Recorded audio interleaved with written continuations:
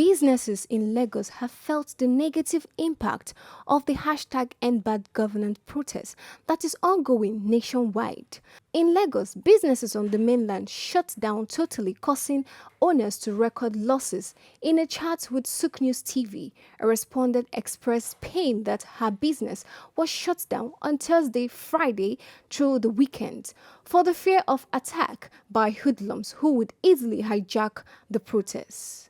Protest is going on, that's why I'm not here, and if I affected my business, I can say in a day, I feel make like something like 100,000-200,000 in a day or more than that.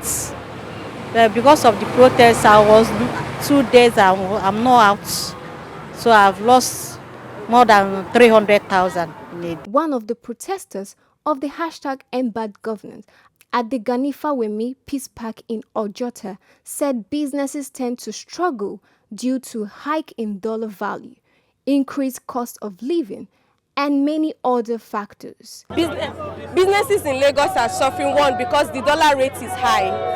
Now, I'm a business person. You can no longer import with your dollar card in Nigeria. You can no longer import from the outside country. If you are into importation business, you can no longer import because it has been cancelled. Why? How do you want the small business owners to survive? You have to pay tax as a small business owner. If you're selling online, now the tariff for buying data has increased. So businesses are suffering, and there is no way businesses will stop suffering if the dollar rate, and then if they do not open the barricade or the bridge that they close from we using our dollar card to be able to import online. If you have to import online, you have to open your dollar card. You have to buy dollar. You don't even buy dollar from the bank. You have to go and buy dollar from the malams and then put in your dollar account to be able to buy abroad. But before it wasn't like that. Later they limited you to 20,000 naira per your dollar card. But now you cannot even use your naira card to buy anything abroad. So small businesses are suffering. According to the protesters, in the president's speech, he failed to address any of the protesters' demand, including the hike in fuel price and the issue of hunger in the country, amongst others. This was highlighted during an interview. If the president's speech addressed the demands of the press conference, the demands of the protesters, I don't think you would see people here. And people are not just gathered in Lagos, people are also gathered across other parts of the country. So it means that there's something fundamentally missing about the president's speech. The president made a speech yesterday after taking so much time, but he did not address the core demands of what has made people pour out into the streets all these days. He neither addressed the issue of fuel subsidy and how he was going to make concessions to make life easier. We all know that fuel is like an important commodity in our country. In fact, our country is almost fuel driven because we do not have constant electricity, and people rely on fuel to do so many things like go from one place to the other, to even power their businesses and the rest of them. And when you have the price of fuel increasing daily, it means that the economic hardship tightens around people. So he did not address that. Neither did he address how he was going to make concessions. He did not even address the hunger that people talk about.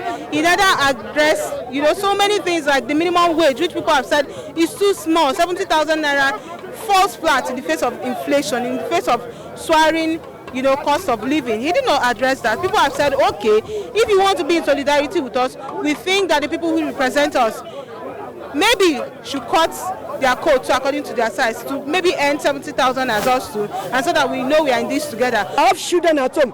I have 3 years kids. I told her about what is going on. I explained to her that this is what I want to go, not for me, for them, for my great-grandchildren, for the people of this country that I'm fighting for. Until when President Tinubu reach our demands. Dialogue with the government is scam. I've said it and I will say it again and again. Dialogue with the government is scam.